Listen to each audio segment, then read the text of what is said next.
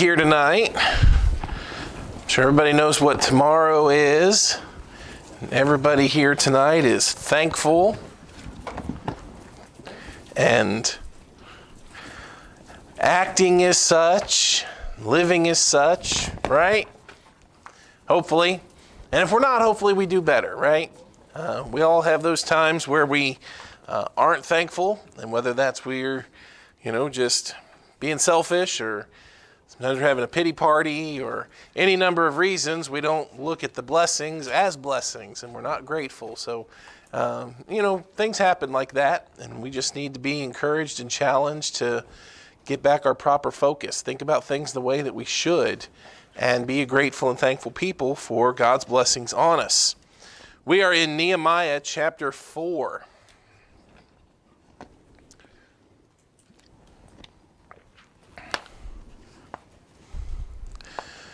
Nehemiah chapter 4. We hurried through chapter 3 last week. A lot of names in there that are mentioned. We didn't read everybody's name, but we were able to look at the excellent work that the people were doing to get the wall built. Seems like everybody jumped in with both hands and was excited. It mentions at the end of chapter 2 how excited people were as Nehemiah recounted for them all that God had done and how God had worked and all of the details in allowing the wall to be built, allowing God or allowing the king to give him permission to build this wall. People got excited. People were excited when they could see God was already working.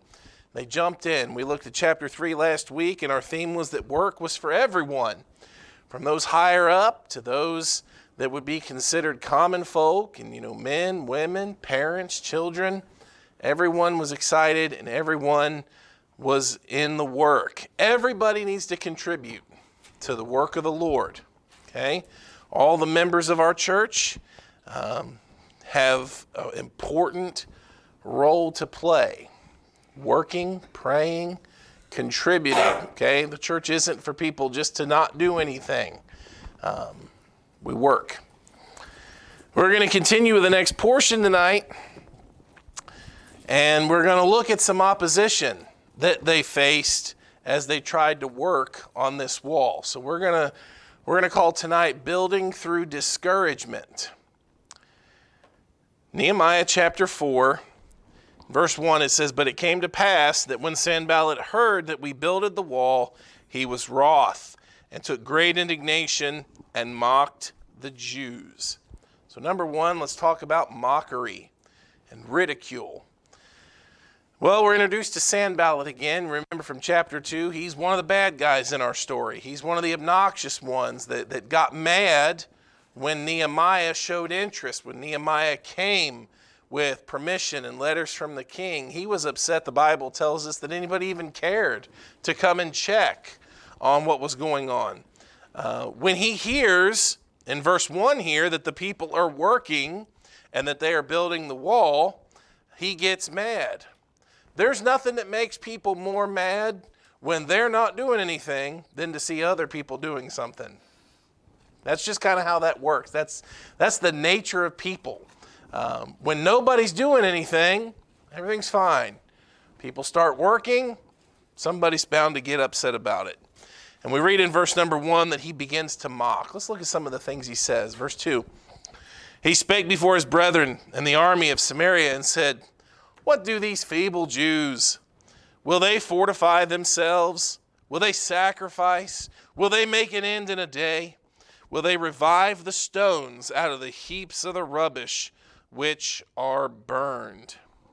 Look at some of the things that he says there in verse number 2. And it was all mockery. It was all ridicule. Let me go back through those again. What do these feeble Jews? Look at these weaklings. He makes it sound like these guys don't have the strength, they don't have the courage, they don't have the fortitude to do the work that's ahead of them. Look at these feeble Jews. That word means weak. Then he says, will they fortify themselves? They really think they're going to get this wall done? They really think they're going to get this wall built? They really think they're going to fortify this thing? Just laughing at them, just ridiculing them. There's no way they'll get this done. Notice the rest of it. He says there, will they sacrifice? They really think they're gonna see the day when they can make a sacrifice of dedication. You know, whenever Israel would have a big event like this, or they would dedicate the temple or something like that, they would always sacrifice to the Lord, and that was a way of giving thanksgiving. That was a way of honoring God for what he had done for them. And Sanballat's like, man, that's not going to happen this time. You really think they're going to make it to the day of sacrifice? You really think that they're going to finish this thing and be able to sacrifice in honor of their God? Will they make an end in a day? He made fun of how quickly they appeared to be working. And really it was an intention to mock them and say, yeah, you better hurry, because if you don't get it done now, you'll never get this thing done. Will they make an end in a day? Will they revive the stones out of the heaps of the rubbish which are burned? Where are they going to find the materials? They're going to make new stones out of all these things that are burnt down. What are you all going to do? How are you going to fix this? Where are you going to find the stones? You're going to get these old dead stones to come back to life? These ones that are all burned up? You're going to stack this rubble just on top of each other? Just popping off at the mouth, just ridiculing them, mocking them. You're too weak. You don't have the courage or fortitude to finish. You'll never make it. You'll never finish this job. You'll never honor God with a sacrifice for it. If you don't finish it soon, you might as well quit. What are you going to do? And just mouthing off to them and ridiculing them. In verse 3, our old friend Tobiah, he starts to jump in as well. Notice what he says. Verse 3, now Tobiah, the Ammonite, was by him, and he said, even that which they build, if a fox go up, he shall even break down their stone wall.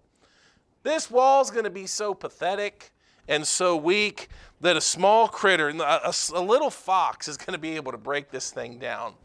These people don't have the know-how. They don't have the understanding or wisdom to do this. This thing's going to be so flimsy, so weak, feeble like they are, that a fox will be able to knock this down. Listen, you don't have a very strong wall if a fox could knock it down. But can you see the language that they're using?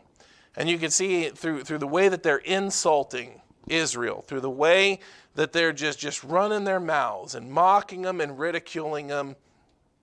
It's greatly an intent to discourage them. You know, criticism and mockery is a useful tool of opposition. You know why? Because it works. Mockery and ridicule and criticism, it often works. It often works because often there's some truth to it. You know what's true? They're not going to get this done in a day. They do have hard work that's ahead of them. When he mentions all the rubble and the rubbish that's in the way, he's right. There's a lot of work that still has to be done to get stuff cleared out of the way. And so, you know, some of this criticism, if people aren't careful and they start to listen, you know, there's going to be people that think, you know, guys, maybe they're right. You really think we'll get this done? These guys, you know, they're popping off at the mouth with the intent to discourage them, but you know that sits in ears, right? And they look around and it's just, there's a lot of hard work that's ahead. And guys, do you think they're right? You really think we'll ever get done? And it's not professional builders that are building these walls. We talked about that last week, right? Merchants and apothecaries, and these guys aren't professional builders. You think we'll do a good job if we even get it done? You think he's right? You know, could a fox knock this down? Do we even know what we're doing here?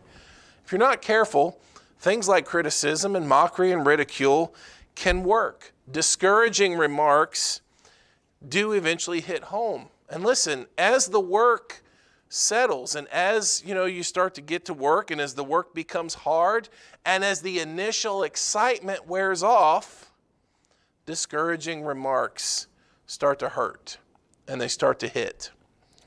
So I say, don't let people discourage you.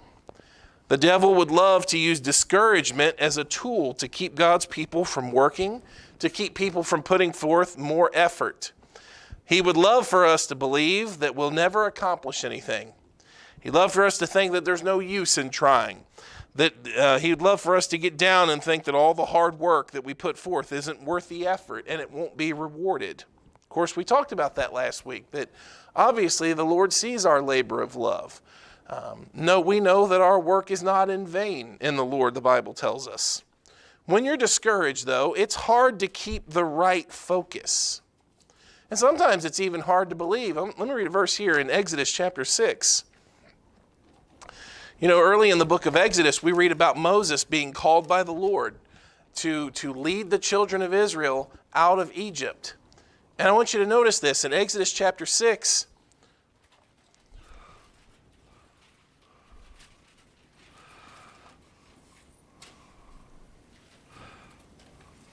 Verse 5, it says this, Exodus 6, verse 5. I have heard the groaning of the children of Israel, whom the Egyptians keep in bondage. I have remembered my covenant. Wherefore say unto the children of Israel, I am the Lord, and I will bring you out from under the burdens of the Egyptians, and I'll rid you out of their bondage, and I will redeem you with a stretched out arm, and with great judgments. And I will take you to me for a people, and I will be to you a God, and ye shall know that I'm the Lord your God, which bringeth you out from under the burdens of the Egyptians. And I'll bring you in unto the land which concerning the which I did swear to give it to Abraham, to Isaac, and to Jacob, and I will give it you for an inheritance. I am the Lord. And Moses spake so unto the children of Israel, but they hearkened not unto Moses for anguish of spirit and for cruel bondage. When you've been run down, and obviously the children of Israel worked and worked and worked and in bondage. And here Moses comes with the promise of God that God was going to use Moses to lead them out. And it says that they hearken not for anguish of spirit. The cruelty of their bondage and what they were living through, those circumstances that they were in, made it difficult for them to even believe. And it says they couldn't, for anguish of spirit. That's tough language, isn't it? When you're so discouraged, when you're so down in heart and in mind, that even the promise of God's deliverance, it didn't faze them. It's like it didn't click. It didn't register to them yet.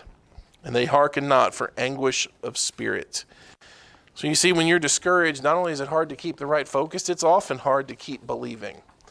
And that's exactly what Sanballat wants here in our text in Nehemiah chapter 4. He wants to get into their heads. He wants them to think. He hasn't done anything yet. You know, but he wants them to think that it's pointless. He wants them to think that it's hopeless. It doesn't matter what you do. You're never going to finish this job. And he's trying by words to wear them down, to get into their minds. Okay?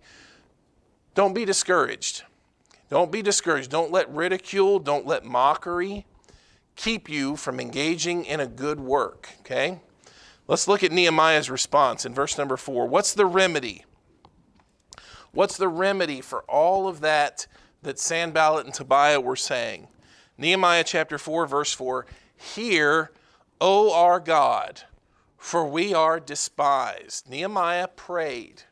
And it's a very strong prayer. There's language in here that we would call imprecatory or, just keep reading. For we are despised and turn their reproach upon their own head. Give them for a prey in the land of captivity. Cover not their iniquity, and let not their sin be blotted out from before thee, for they have provoked thee to anger before the builders. It's a very strong prayer. You cannot read that prayer and come away with any other understanding than this ticked Nehemiah off. And it made him mad. Sanballat made him mad. It was maddening that Sanballat would try to discourage his people, but Nehemiah does put it in the Lord's hands. Lord, you'll have to do something about this. He trusted the Lord to take care of it. Okay? And listen, sometimes that's all you can do with people that criticize and people that turn to ridicule or mockery. Nehemiah doesn't grab up a sword and go, charging at people. And he doesn't fight, but he does put it in the Lord's hands. Lord, you have to take care of this. And at the end of verse number 6, it says, So built we the wall. He prays a very strong prayer, verse 4 and 5, and then he just gets back to work. Now, that's a challenge, and it's an encouragement that that is possible. As mad as he would have been at Sanballat and Tobiah for trying to discourage his people, he trusts the Lord to take care of it, and we learn that the people had a mind to work. They kept on working. They actually worked so much, verse number 6 says, and the wall was joined together unto the half thereof, for the people had a mind to work. They actually got the wall built halfway up. In spite of that, in spite of the criticism, in spite of being mocked, and in spite of ridicule. So listen, as you work, we would think about it in terms of working in the Lord's service, as we try to work on the Lord's behalf, as we try to do good things in His service. It's certainly expected that we will find criticism in this world. There will be people that don't believe we're in it for the right reason. There will be people that challenge our motives. There will be people that challenge our intellect and our know-how. There'll be people that challenge whether or not we're in it for the long haul. You know what? We turn that stuff over to the Lord. We let the Lord take care of that, and we keep working, okay? Don't let criticism or discouragement that comes from the outside stop us from working. Don't let people who aren't working get you to stop working, right? There's nothing that's more annoying or aggravating than that. And I would flip that around and say it the other way as well. Don't be a discourager. If someone is working hard and you're not doing anything, just keep sitting it out. Don't feel the need to verbally bash those. It's like the old preacher that was, that had an evangelism program and things that he was doing to go into the communities and visit and witness, and his manners and things that he did was obnoxious to another preacher, and the other preacher said, well, I just don't like your evangelism plan. I don't like how you try to reach people. And the old preacher said, well, I like the way I do it better than the way you don't do it. Don't let people who aren't helping, who aren't working, discourage you so that you stop working. Listen, I can't pretend that it won't be discouraging. I can't pretend that those words won't ring in your ears and it won't tempt you or try you to stop. But the example that we have in Nehemiah is to turn those things over to the Lord. Those things come, and those things hurt, and those things set on the heart and on the mind. But turn it over to the Lord and keep working, okay? Stay dedicated, stay faithful. Don't let discouragement from the outside stop us. Well, number 2, let's talk about threatening, because the game gets stepped up here just a little bit. In verse number 7, but it came to pass that when Sanballat and Tobiah and the Arabians and the Ammonites and the Ashdodites heard that the walls of Jerusalem were made up and the breaches began to be stopped, they were very wroth. You say they got mad. Now, if you read verse 6 and 7 together, you start to get an opinion of how successful the work has been so far. It says there in verse number 7 that the breaches began to be stopped. What does all this mean? Well, according to verse number 6, it only looks like maybe the walls were about half done, maybe as far as height. They're not as high as they need to be, but one thing it does look like they've been successful at so far is at least plugging the gaps, right? Maybe the walls aren't as high as they need to be yet, but they are starting to join together around the city, and they're starting to fix the breaches. The wall is almost continuous now. There's still a lot of work to do, but they've made good headway. They have found good success in working, and it made them mad. It made these men mad. It says in verse number 8 that they conspired, all of them together, to come and to fight against Jerusalem and to hinder it. They conspired. They were going to use violence now. When mockery and ridicule didn't stop the work, they're going to threaten to do it by force. Nevertheless, in verse number 9, nevertheless, we made our prayer unto God. Have you noticed yet that prayer is not a last resort to Nehemiah. It usually seems to be his first resort. Now, that doesn't mean that Nehemiah doesn't have the balance or the intention to consider and to do his part. You'll notice in verse number 4 and 5 that when he prayed and prayed a strong prayer and trusted the Lord to do something about it, he went right back to work. Notice here in verse number 9, nevertheless, we made our prayer unto God and set a watch against them day and night because of them. He set a watch. He prays. He's trusting the Lord. He's asking the Lord to intervene and to work. And yet you also see that the balance is right, praying and trusting the Lord, and then him doing what he can and what he knows that he can do. Trusting God doesn't mean that we sit on our hands. When we ask for the Lord's working, that doesn't mean that we're going to sit back and not participate in anything. When we ask God to work, that doesn't mean that we just stand there and watch to see something magically happen. When we ask God to work, our intention is to ask God to bless and work in those things that we are attempting to do, right? We do what we can to be faithful. We know that success is of the Lord. We know that if we're going to find anything accomplished or anything done, it has to be the Lord in and working through it. And so we pray and we ask the Lord his blessing, and we ask the Lord to watch over all of our projects and all of our missions and all of the things that we want to do. And then you know what we do? We get in there with our hands and we start working and trust that, you know what, he's going to use us to work. And so he prays and then he sets a watch. You guys take this shift.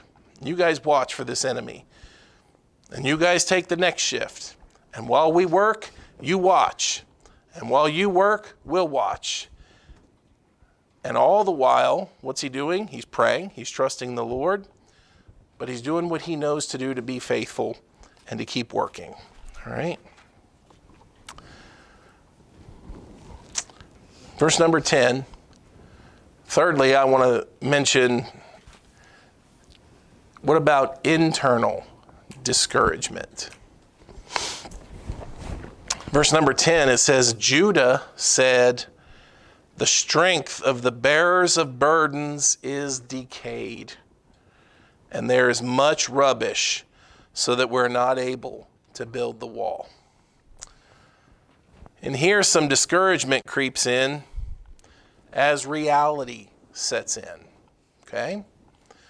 Reality sets in that there is a lot of work to do. There's a lot of rubble to move. Discouragement doesn't necessarily have to come from the outside, right? Sometimes just reality hits you and you get real excited and you get involved in a project, and then when you get a nice portion of the way into the project, you start to think, man, maybe I bit off more than I can chew. There's a ton to do here. What in the world am I doing? And the men of Judah, they just give what they feel is an honest assessment of the situation and say, listen, people are starting to get wore out. People are starting to burn out. The strength of the bearers of burdens is decayed. You know, it's not fun to lift, to shovel. You guys ever shoveled? You guys ever got out there and worked a shovel and just shoveled rocks and just shoveled and shoveled and shoveled? That's hard work. And when you do that a lot, and when you do that hour after hour, and when you do that day after day, you know what happens? You get tired. The strength that you had on day 1 isn't there on day 3.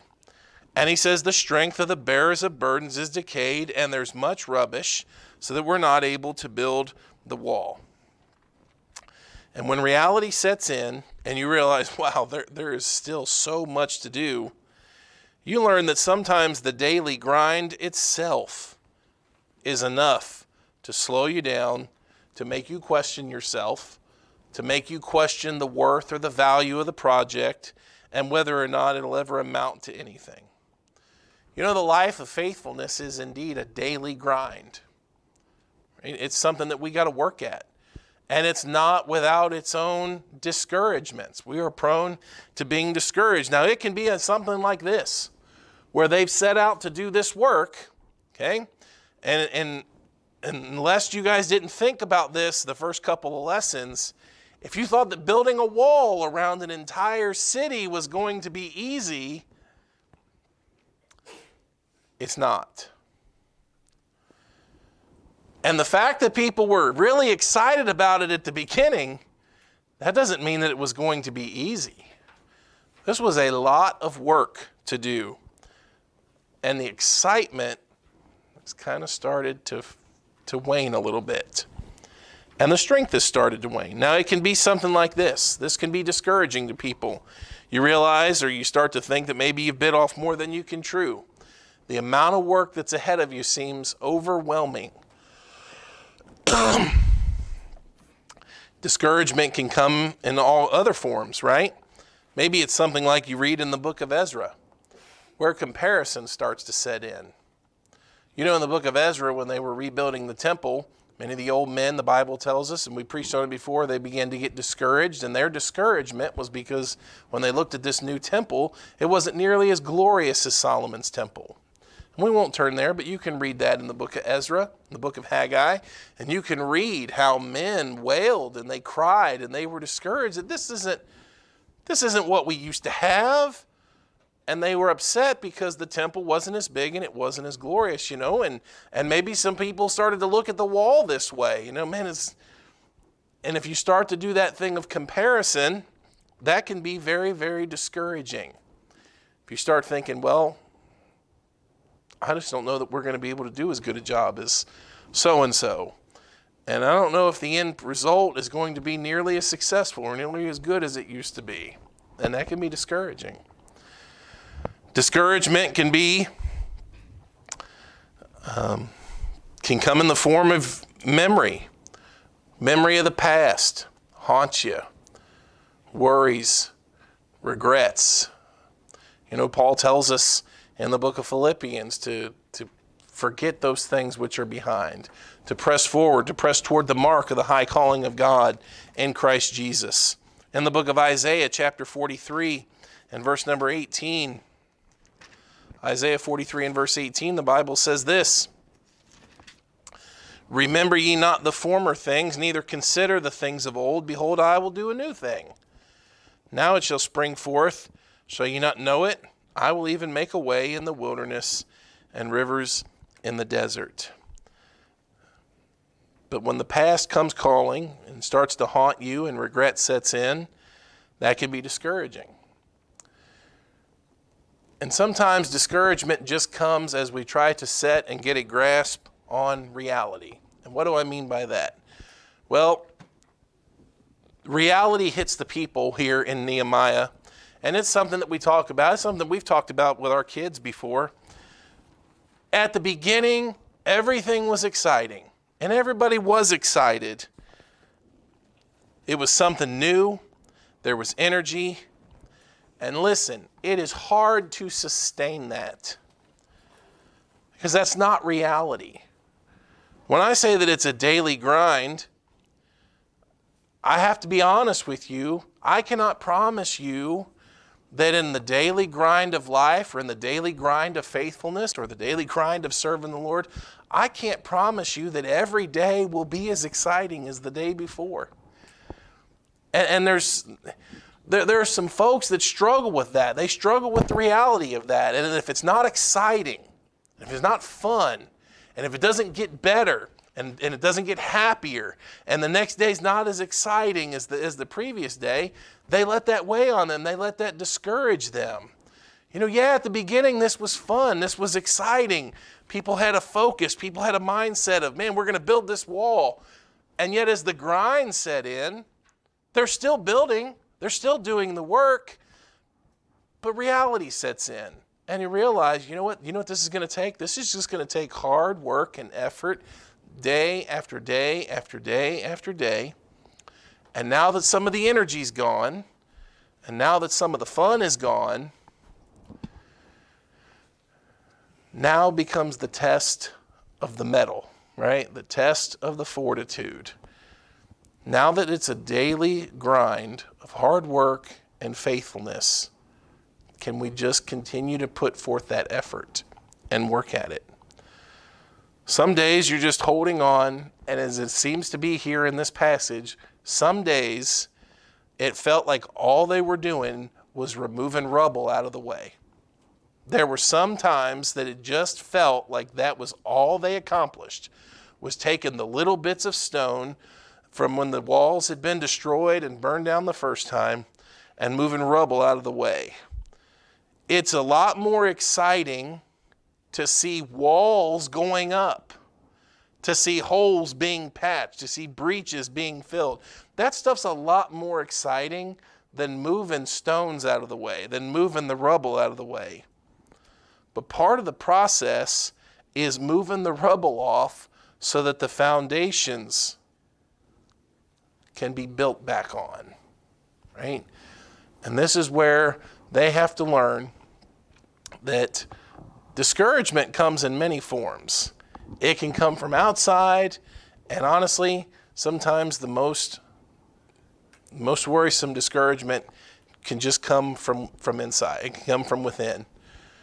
Because reality sets in, and we realize that, you know what? Faithfulness is a grind. And it's going to test our want to, and it's going to test our desire.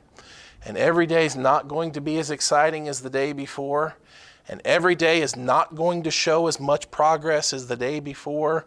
Some days you might have a stretch where you see, man, half the wall went up in short order. And yet now there's places where there's just stones that have got to be moved. You got to get a shovel, you got to get the rock out of the way so that you can keep building. Okay? Don't let those things discourage you from working. We present that, and I'm presenting this to you tonight, just that's reality. Okay? And in a sense, it's discouraging, but I think for us to just confront reality could be a help and a challenge to our faithfulness. I would love to think that every day is going to be as fun as the day before. That's not how life works. Okay? There are going to be days where we just have to grit it and get down and get to work because it's the right thing to do. We have prayed that God would give us success, and we are not going to lose this opportunity. As much difficulty as it may bring, as hard as the work may be, maybe we don't see as much progress today as we did yesterday. What are we going to do, quit?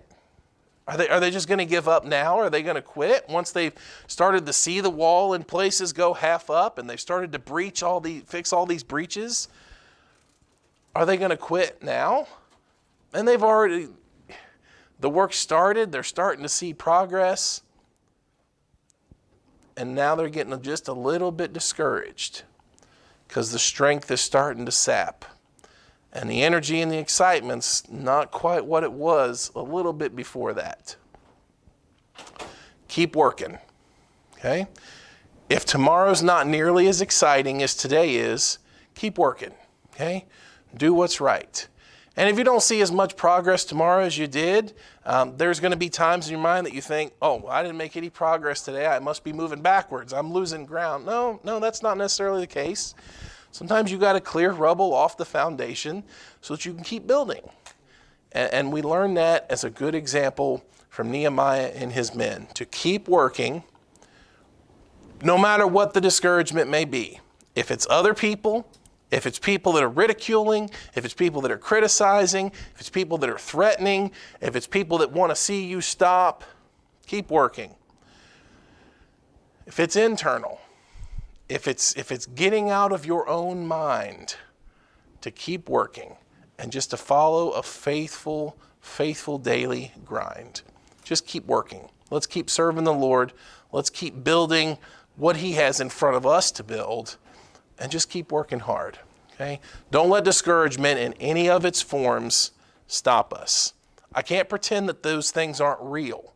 Discouragements are real, and they hurt, and they bother us, and they set in our mind and in our hearts.